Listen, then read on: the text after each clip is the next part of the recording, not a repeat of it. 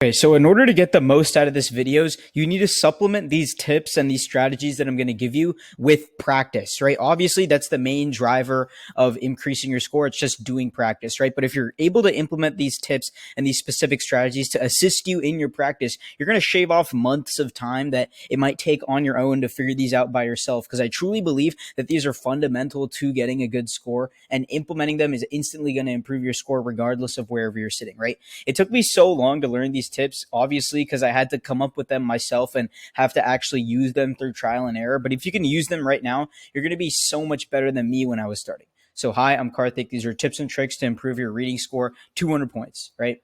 Okay. The first thing is you need to stop looking at questions so individually, right? A main problem that people have with the SAT reading passages, they treat every single question like its own analysis question. So they read the passage and then they answer the question just based off of the phrasing of the question and whatever the passage says, right? And that fundamentally seems like a good idea. That's almost exactly what a question asks you to do. But the reason why it's not a good idea is because, one, questions are not designed to be independent from each other. They're all related to the same topic. Like, main idea questions are actually like dependent on every other question, right? Because it's fundamental to understanding the idea of the passage first, and then you can get the main idea. But on top of that, if you look at questions that are just related in some sort of topic, right, they're almost always put so that they reference different portions of the text, right? So within the passage itself, the questions have some sort of relation to each other. But the most important relation, right, is that reading SATs as a whole, they're algorithmically made. They're made with certain rules and frameworks that a bunch of people, like teachers and such, who get together and create the exam for the coming years, right? They have strict guidelines for every single one of those questions and what they should be about and what thing that they have to test and how many of those. It's so algorithmic the way that they make these exams. Because of that, they all follow a certain pattern. There are types of questions that are repeated. Almost every single reading question is going to be a type of a question that is repeated on all other reading SATs and in the like other passages within the same exam itself, right?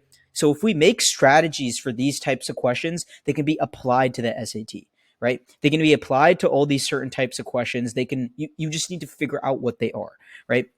So I'm going to explain exactly how you figure out these sort of strategies with the learning framework. But on top of that, I am going to take back something I said previously about strategies, right? And I used to believe this fundamental concept that you need to make one that works for yourself personally and then practice that a bunch. And if you just switch to someone else's strategy, it might not work for you. And while that second portion is still technically true, if you just switch to someone else's strategy after practicing yours for, how many ever months, you're not going to do as well at it. But I fundamentally believe that your strategies, right? The strategies that you have, if they are not working for you currently, you're not getting the score that you want to, you need to change it, right?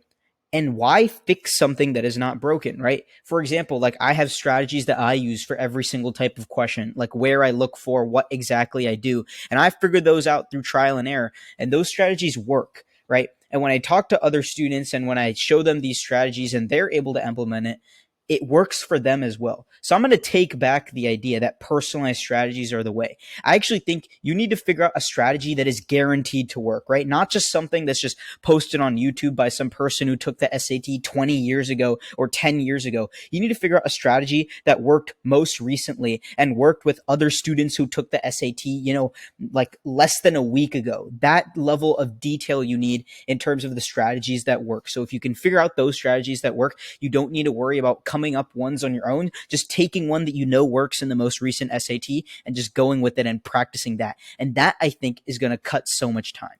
Okay. The second idea is these practicing tips. And like I said before, you should convert your preparation strategy with this idea that you want to build strategies, right? Whatever way you're preparing right now, it should be optimized to build strategies, because that's the fastest way to get a predictably higher score. And again, that's me taking back a statement before, because, as I've worked with more people and I've worked with more students, I've realized that, I was being soft when I said that, like, oh, you can't like understand, like, predictably increase your score and it just eventually clicks and it happens. And I only think that's the case because that's how it was with me. And as a result, of like me, I put that idea that that's how it is for everyone else. But the truth is, the reason why that was for me is because I wasn't implementing these tips for most of my preparation and only towards the end. And that's where I saw the biggest improvement as a result of me implementing the tips. So if you're able to implement the tips right now, you are going to get a predictably higher score than I did when I was first starting out. Using these, you can increase your score, predictably and consistently, because you're practicing things that you know work already. So convert your idea of preparation to just building strategies for question types, right? So the very first thing is when you're practicing, disregard time. That's like the number one stop that people have, right? Use a stopwatch until your strategies that you have made get good enough to where you're fitting in the time, right? Where you're under like, however, the 13 minutes per passage, right? I think it's a total of 65 minutes and however, right? For the paper SAT specifically, right? What you want to do is disregard time until your strategies get good enough to fit in that time slot, right?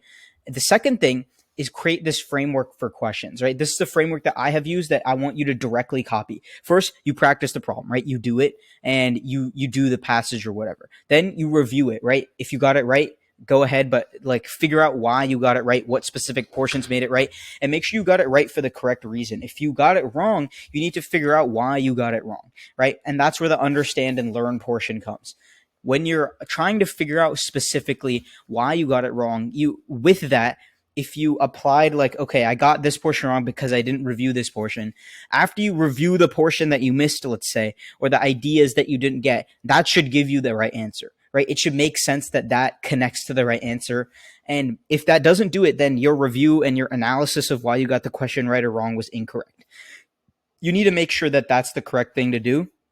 And that actually works so your strategy can be more accurate for the next time when you try. And then repeat this process, right? Volume is above everything. If you take away volume, right? If you take away the amount of work that you're doing, this strategy fails to work. None of this will work if you don't have volume, right? There was a study that showed that the students with the highest improvement, right? Not with the highest scores, but the students who improve the most, who improve 500, 600 points in the shortest time frame, what they found is there was a correlation between the amount of problems that they did and their score increasing, right? So if you literally do more problems, even if you don't use a strategy, if you literally do more problems, your score will go up. So practice is volume, right? The amount of practice that you're doing is going to be the number one driver of a high score. If you take anything away, it should be that. Volume is the driver of improving your score. Okay. Here are some non-strategy tips that have to do like specifically with the passage that I think could help you. They also took me a decent while to figure out, but this is just something that generally is pretty easy to understand. You can just implement it right now and get an instant improve, right? Question priority. Obviously, you need to go from easy to hard because all the questions are graded the same. They have the same weight, right? So easier questions are basically easier points. Harder questions are harder points. Take more time on easier ones and medium ones to guarantee their accuracy. You don't need to guarantee accuracy for the hard ones until that is your barrier, until you get easy and medium questions right all the time within a small time frame. Then you focus on hard ones. Until then, you don't need to focus on them that much, right? It's also very personal to figure out what questions are easy and hard. That's not like the SAT has their own category of grading of whether it's easy or hard, and that generally seems to be the case. But for specific question types, right? So like an evidence pair type of question, some person might struggle a lot with that versus some other types of questions, right? That part is personal, right? So you need to figure out what's hard for you there, right? And explicit details, right? The reading portion always references specific details. And it's this idea that almost every single answer choice is going to try to trick you into assumptions that seem very likely to be true. Like you read that and be like, oh yeah, the author definitely agrees with that statement. That's the sentiment I get of the passage, right? Notice that word, the sentiment. That's like the general idea I get from the passage, but that's not the case. Even though that might be generally true of the passage, it's an assumption or like a far inference that isn't explicitly stated. It's not something the author would explicitly agree with, right? And that's the main issue here. The SAT loves to trick you into these assumptions by having you read out all the answer choices and like maybe deceive yourself into thinking, oh, that one might be true. And then you're stuck with this very common problem where you have two correct answer choices that you feel you can't differentiate from, right? So no, you have to find the explicit line of the passage that guarantees your question to be correct, right? Okay, deeply reading the passage. this will just boost your ability to analyze by so much. So many people skim the passage and like don't do deep reads at all and figure out why they can't understand specific portions of the passage. You need to fully read the passage. So here are two things that I did that helped me increase my comprehension with my full deep read on my first go, which was one, putting my finger or my pencil straight to the line of the like the word I was reading in the line and just going across like that and make sure I didn't skip any words and I actually fully read it. And on top of that was mouthing words, right? We find that if you say words aloud while reading them, you obviously like increase your retention of it so much more, right? So if we can emulate that, right, by mouthing the words, we're not explicitly like making noise, but we're just mouthing them. So it's repeating the action of saying the word. That's going to have a huge benefit. Okay. Uh, as you probably know, if you've seen any of my other videos, I give it an SAT community where basically I have all my personal strategies, one-to-one time with me, and all the resources that I've used and QASs all in there so that you can just use it to self-study and ask me questions at the same time. So it's a combination of both the best aspects of self-studying and SAT prep all in one place, right? And I'm giving out scholarships for that. I'm opening applications so that you can work for free essentially in that community, right? And you're able to just like improve your score free until your final SAT. I only have 10 spots to give. The link is in the description to apply. Thank you guys so much, and I hope you learned something today.